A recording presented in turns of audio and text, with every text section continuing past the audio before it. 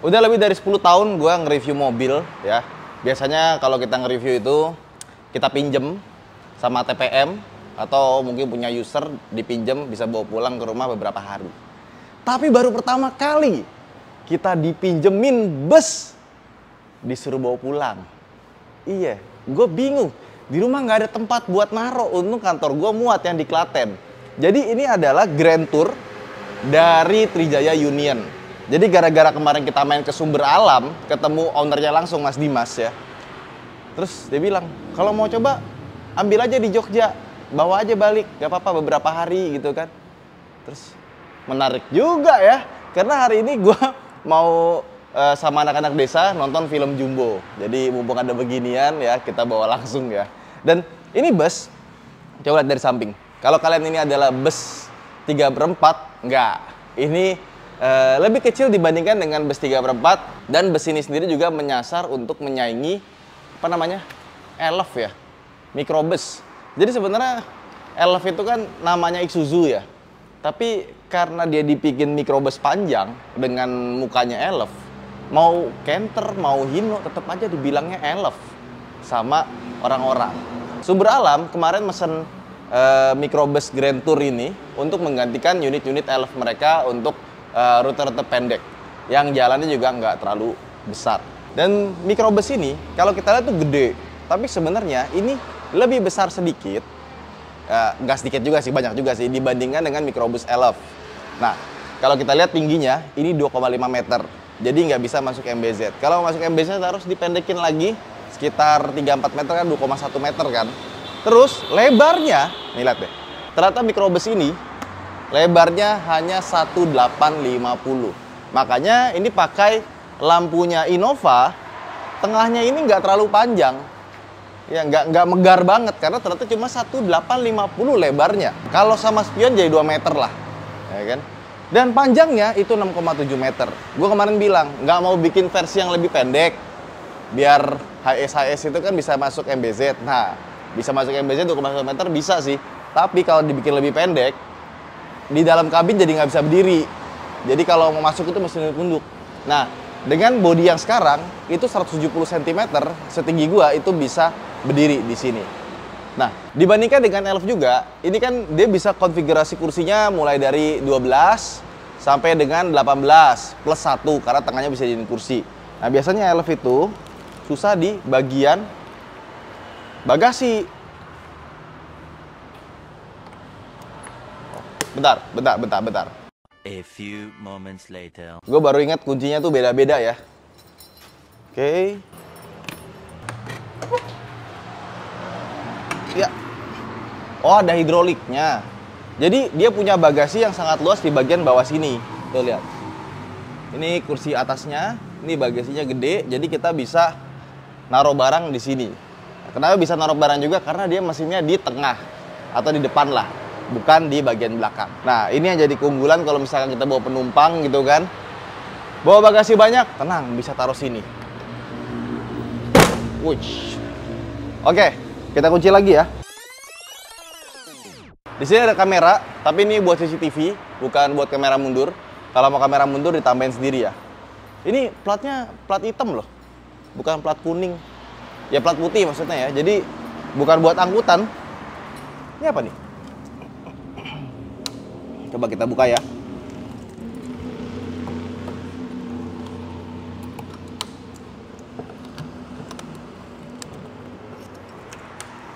Ini tempat buat naruh aki, ada aki 2 biji.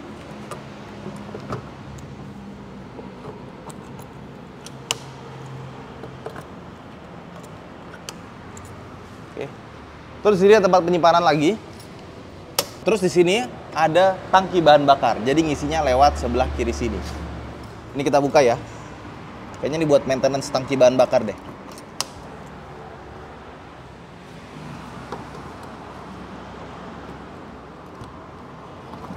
Nah, ya. Nah, ya betul. Buat tangki bahan bakar dan masih banyak space kosongnya ya ternyata ya. Jadi buat maintenance harusnya nggak sulit-sulit amat. Dan di sini ada kisi-kisi sama bannya. Kalau kita lihat, dia yang ban belakangnya nggak double ya. Jadi dia satu ban aja. Ada 4 ban totalnya. Nah, yang menarik, dia tuh semua pilarnya itu dibikin kayak pilarless.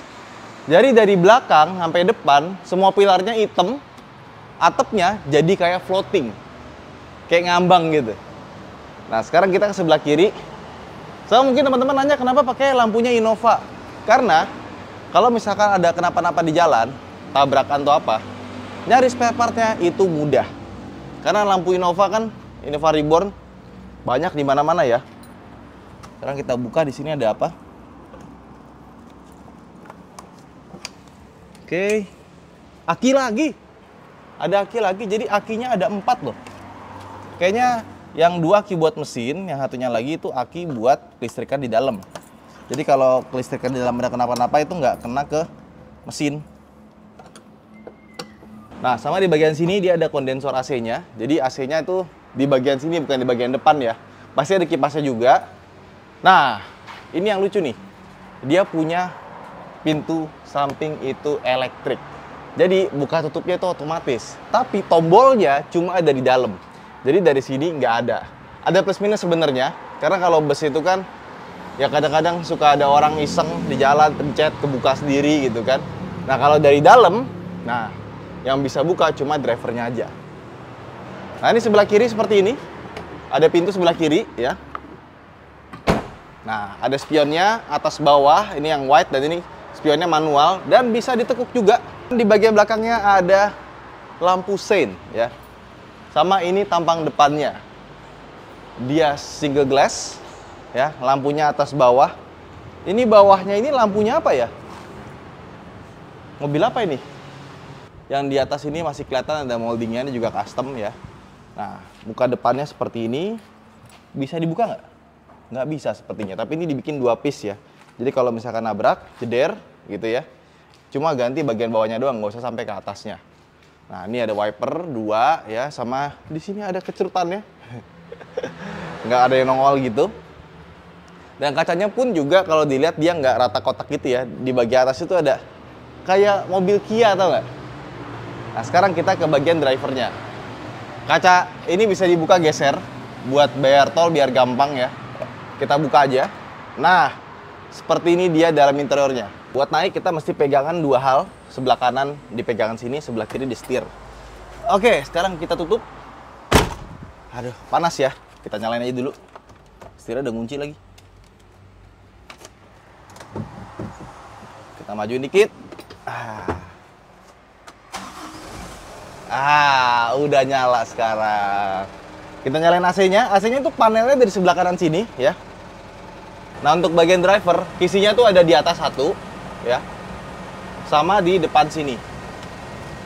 Oke. Dan untuk bagian driver, itu dia blowernya dari bagian atas ya, kayaknya kondensornya di sini juga. Makanya di depan itu agak sedikit berisik suara AC di bagian atas. Kalau di belakang sih enggak. Nah suara mesin itu masih berasa, dan getarannya pun juga masih ada berasanya, tapi getarannya lembut ya. Nah kalau kita lihat bagian dashboardnya, ini semua sudah berubah total ya. Yang dipakai itu cuma speedometer bagian sini. Ini frame-nya beda, ada head unit. Ini ada untuk karaoke ya, bass, treble, dan kawan-kawan. Sama kemarin waktu kita cobain pakai, itu head unitnya nggak dipakai. Yang dipakai itu langsung dari Venom ini. Jadi kita connect ke Bluetooth ya. Ini langsung ke prosesor. Terus di sini ada buat karaoke juga. Ada receiver-nya nih. Udah bisa nyala semua, bisa karaoke, yang karaoke di belakang. Karena layar depannya cuma ada di bagian belakang. Untuk sisi driver sendiri ya, ini sih rasanya kayak mengemudi sebuah bus ya.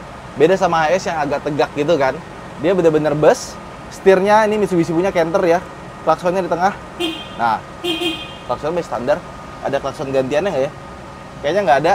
Tapi ada power steering, jadi enak. Dan gigi transmisinya ya, R-nya itu ke depan, gigi 1. Oh ada, kamera mundurnya ada. Jadi ternyata kamera mundur, bukan CCTV ya. Terus 1 ke bawah, dogleg jadinya. 2-nya ke depan. Buat start juga, kita 2 aja itu bisa start ya. Sama buat buka pintu belakang. Nah, dari sini nih. Nanti pintu belakang bisa kebuka secara otomatis. Pencet sekali aja, bisa lepas ya. Lampu kabin, nih, nyala. lampu plafon. Tapi kalau lagi nyetir jangan dinyalain lampu kabinnya ya, karena nanti depannya jadi terasa gelap. Lampu lower AC, USB charge, audio dan video, baru bisa nyala tuh karaoke dan kawan-kawannya. Lampu sen sebelah kanan sini seperti biasa. Ada fog lampnya, ada loh. Ada fog lamp pas beam ke belakang buat high beamnya, sama sebelah kiri untuk wiper. Dan kalau misalkan kalian tanya di mana rem tangannya, dia ada di sebelah kanan sini, kayak Aston Martin ya. Dan ini kebetulan audionya semuanya sudah pakai Venom ya, dari depan sampai ke belakang. Terus di sini ada spion kecil, tapi nggak begitu berguna ya. Kenapa? Karena belakangnya itu ketutupan sama TV. Jadi kalau misalkan kalian mau pasang spion belakang, sebaiknya pasang aja yang kamera mundur, nah, sekaligus gitu loh. Yuk, sekarang kita ke belakang, mumpung masih nyala, adem, enak. Oke, yuk kita masuk. 1, 2, 3. Stepnya emang tinggi. 170 cm. Lumayan mentok sih sebenarnya sih. Ya cuma ngepas lah. 169 kali. Kalau gua tegak 170 nggak bisa ya. Nah, untuk kursi paling depan, ini kursi Bose. Kenapa? Karena paling lega. Lihat, ini panjang sekali ya. Kaki kita tuh, taruh jaket gua. 1, 2, 3, yang gue bilang ada plus satunya itu kursi di tengah sini, dan dia juga ada seat belt dan bisa diatur. Nah, serebah itu. Nah, di depan ini paling enak karena jaraknya jauh. Jauh banget, kaki kita lurus aja nggak kena tuh. Ya. Ada cup holder di sini ya. Sama kalau kita mau lihat mesinnya, kursi depan itu masih ditebalikin ke depan, digulingin. Ya, di sini juga ada tempat buat, ini juga ngeliat mesin nih, transmisi ya. Kelihatan tebel dan banyak peredamnya. Kalau makanya pas dibuka langsung berisik banget. Bentar, kita tutup deh. Dah. Gue pengen tahu seberapa kedap kalau di belakang. Oh, jauh ya. Pas ditutup langsung berasa kedapnya jauh. Ke belakang juga sama. Wah, lega banget. Ini harusnya tambahin leg rest nih. Tapi yang namanya karoseri begini kan semuanya bisa custom ya. Kita mau pakai kursi apa, mau dibikin berapa seat segala macam itu bebas sebenarnya. Tapi dengan konfigurasi kayak gini, menurut gue sih enaknya tambahin leg rest. Jadi bisa lebih rebah dan santai. Sama ini ada apa nih?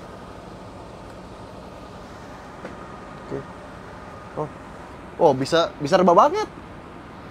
Sama ini kayaknya bisa diputer deh. Nah, bisa buat sandaran tangan. Enak loh, Pak.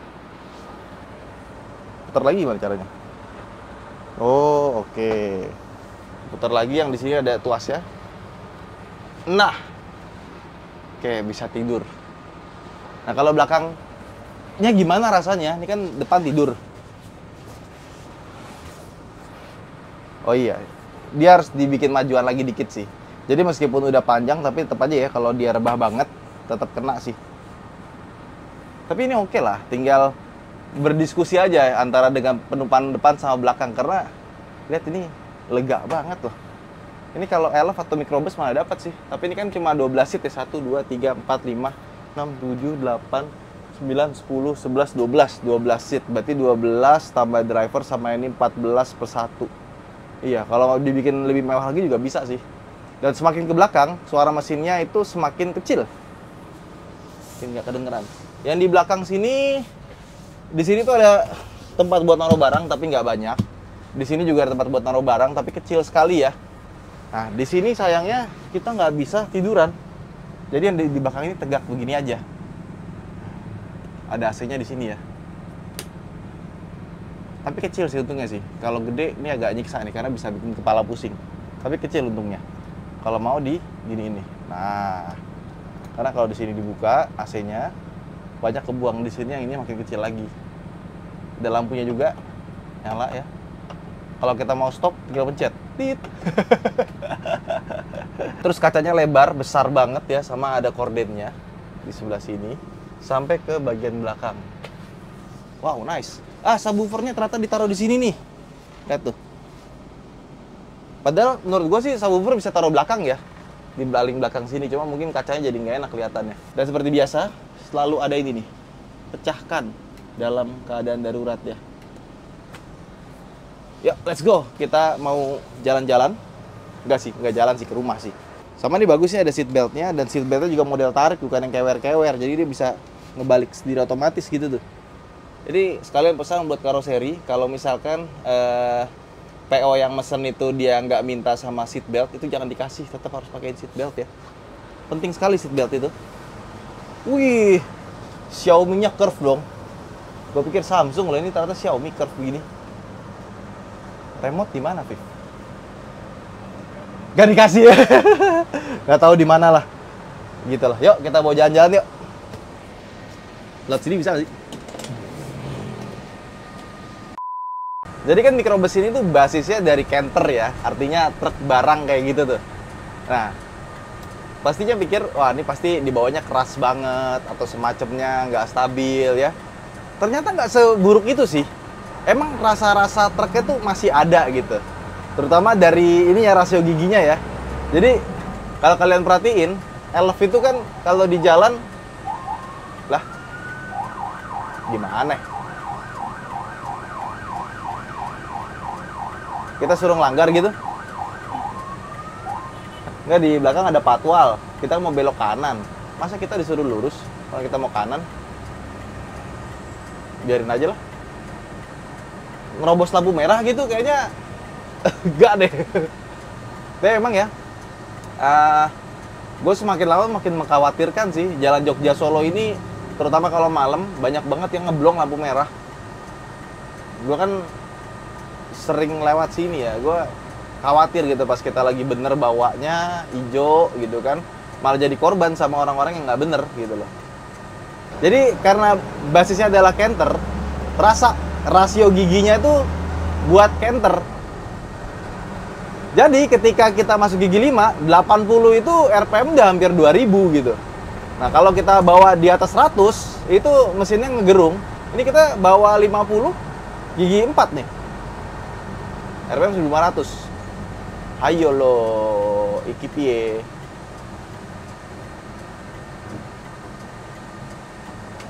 Nah ini nih, ini biasanya kalau mobilnya keras itu nggak enak banget di sini nih. Tapi ini ternyata masih oke loh.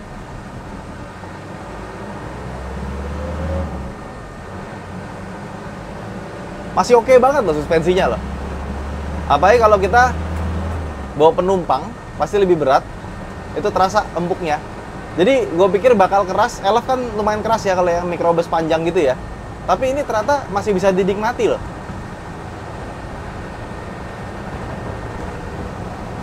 Nah ini depan ada belokan. Nah. Ya kita belok.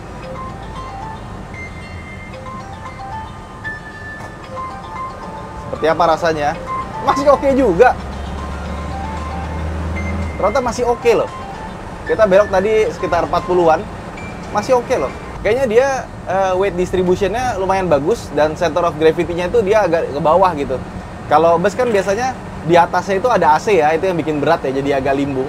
Kurang lebih kalau dibandingin sama Elf ya. Dulu kebetulan gue waktu kuliah juga beberapa kali bawa Elf. Ya maklum lah dulu abang-abangan rental kan. Kalau susah banget cari driver Elf di Jakarta dulu ya. Jadi kalau kita nggak kebagian driver, ya udah gue yang bawa. Pernah gue bawa orang Korea, orang Jepang gitu, pakai Elf dulu. Udah ada gigi 5 nih. Gigi 5 60 RPM 1500 70. Oke loh. Dan kalau kita lihat jalan kanan kiri, ya emang ini mobil kan bus ini lebarnya cuma 1850 ya. Kelihatan sih. Kita tuh nggak terlalu ngambil jalan gitu loh. Biasanya kalau medium bus kan lebar ya.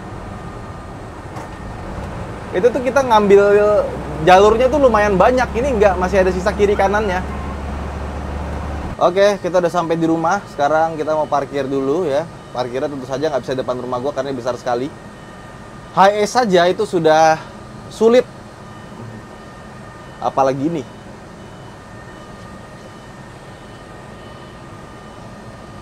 Oke. Segini aman ya. Mobil bisa lewat ya. Majuan lagi dikit kali. Oke. Ya, ini kalau lagi begini tuh spion kecil itu di bawah tuh ngebantu banget ya. Cuma ini mesti diaturin nih. Yang itu tuh yang ngebantu. Oke, kita jemput anak-anak dulu. Nih, rem tangan di sebelah kanan. Oh, berasa bawa Aston Martin ya.